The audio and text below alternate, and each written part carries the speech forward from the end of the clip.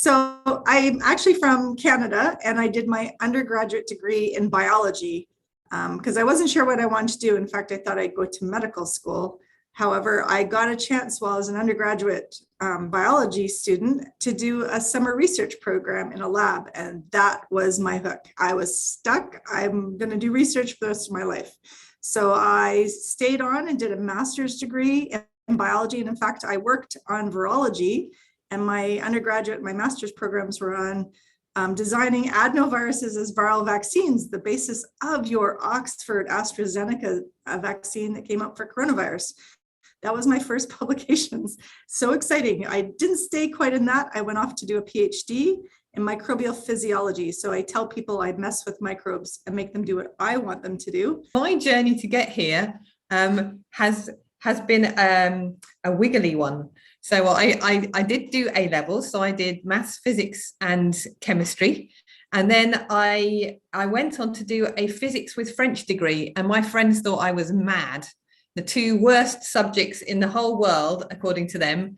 But I loved it. So with that, I then went and got a job in manufacturing on a graduate training scheme. Didn't know anything about factories. Didn't even think I wanted to work in one. And to cut a long story short, I stayed there 10 years. So I studied aeronautical engineering at the university in Loughborough in the UK. Loved the degree. Didn't quite fit with the industry expectations. So I took a bit of a plunge into the energy industry and joined BP in 2013 as a subsea risers engineer.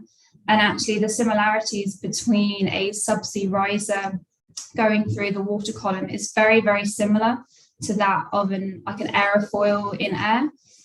So it's quite an easy transition. So I grew up on a farm in the Midlands and studied maths, chemistry, biology, and further maths at A level, and also studied French to AS level. After this, I then moved to London to study natural sciences, where I majored in organic chemistry and minored in biomedical sciences. So in order to get a bit more information about whether I wanted to continue this as a career, I then worked during my summer holidays at an agrochemical research company. And in my after my third year in the summer, I worked at BP in their, I did a summer internship for 11 weeks. After this, I then returned to London and did my master's, my fourth year. And after this, I then moved to Hull and started on the BP graduate scheme as a graduate chemist. And then for the last 8 years, I've worked my way up to a senior research chemist. I got inspired to go into engineering because a gentleman came to my high school, and I didn't know what an engineer was. I'm from a small town. I thought I was going to work at the local grocery store, to be fair. But this man came to my high school, and he was an environmental engineer, and he described his job, and I thought, man, I want to do that. And we didn't have a lot of money, so we ended up getting a lot of scholarships through a lot of effort. Went to the University of Wyoming as a chemical environmental engineer because they didn't have an environmental program.